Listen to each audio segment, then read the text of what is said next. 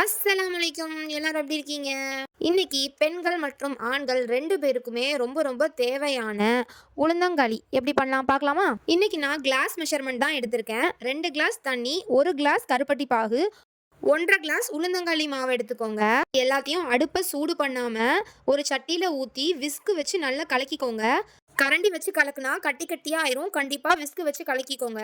மாவு சேர்த்துட்டு தண்ணி ஊத்தக்கூடாது. தண்ணி ஊத்திட்டு தான் மாவு சேர்க்கணும். அப்பதான் கலக்கிறதுக்கு ஈஸியா ஆகும். 15 நிமிஷத்துல நமக்கு சீக்கிரமா ரெடி ஆயிரும். இப்ப அடுப்ப ஆன் பண்ணிட்டு கலக்கிக்கிட்டே இருக்கணும். இதுல வேற எதுவுமே பண்ண வேண்டாம். கலக்கிறது தான் ரொம்ப முக்கியம். மீடியம் ஃப்ளேம்ல வச்சுட்டு கைய விடாம கலந்துட்டே இருங்க. கட்டி பிடிச்சிருன்னா நல்லா இருக்காது. ஏஜ் அட்டெண்ட் பண்ண பிள்ளைங்க, ஏஜ் அட்டெண்ட் பண்றதுக்கு முன்னாடி இருக்கிற பிள்ளைங்க எல்லாருக்குமே இத கண்டிப்பா குடுக்கணும். பெரியவங்களும் இட்லி, தோசைக்கு பதிலா வாரத்துக்கு ஒரு தடவ இந்த மாதிரி செஞ்சு சாப்பிடுங்க. கலக்குன்னு கலக்கிக்கிட்டே இருக்கணும். ஓரளவு ஸ்டேஜ் ஆனதுக்கு அப்புறமா இந்த மாரி கொஞ்சம் கட்டியாகும். அந்த நேரத்துல கொஞ்சமா நல்லெண்ணெய் சேர்த்துக்கோங்க. ஒரு 50 எம்எல் நல்லெண்ணெய எடுத்து வச்சுக்கோங்க. அத தான் கொஞ்சம் கொஞ்சமா சேர்த்து கிளறி விட்டுக்கிட்டே இருக்கணும். கொஞ்சமா எடுத்து சாப்பிட்டு பாருங்க. இனிப்பு பத்தலன்னா கொஞ்சம் கூட கருப்பட்டி பாகு சேர்த்துக்கோங்க. இந்த மாவு நாங்க மிஷின்ல குடுத்து அரைச்சிருக்கோம். வீட்லயே உளுந்தங்களி மாவு எப்படி பண்ணணும்னு நெக்ஸ்ட் வீடியோல போடுறேன்.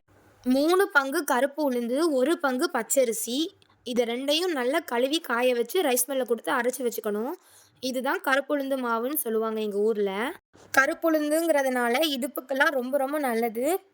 வயசுக்கு வந்த பிள்ளைங்க, குழந்தை பெத்த பிள்ளைங்க இவங்க 2 பேருக்குமே இத தான் அதிகமா குடுப்பாங்க. ஏன்னா, இது எலும்புக்கு ரொம்ப ரொம்ப நல்லது.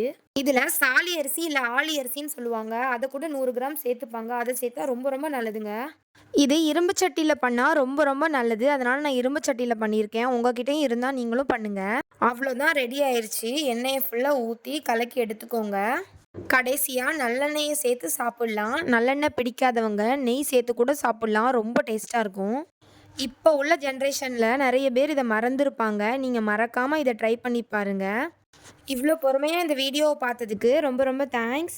மறக்காம நம்ம சேனல் ஹாப்பி டியூப சப்ஸ்கிரைப் பண்ணுங்க. உங்க ஃப்ரெண்ட்ஸ்க்கு ஷேர் பண்ணுங்க.